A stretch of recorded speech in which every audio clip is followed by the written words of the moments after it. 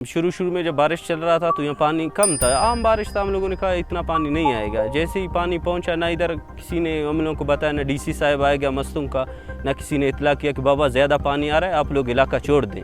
तो हम लोग यहाँ पे हम लोगों ने कहा आम पानी है यहाँ, जैसे आता है बस पानी खुश्क हो जाता है। हम लोगों ने कहा आम पानी है। जब ऐसे ही पानी पहुँच गया तो हम लोगों को टाइम भी नहीं मिला, बस ऐसे ही फैमिली वालों को सब ने अपना बस पानी से निकाला तो घर मर सारे तो सामान मामान सारे चले गए।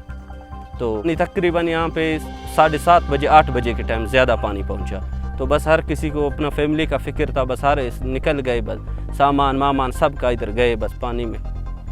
तकरीबन 100 घर से ज़्यादा यहाँ पे आबादी है और तकरीबन 4-5 हज़ार बंदे रहते हैं यहाँ पे।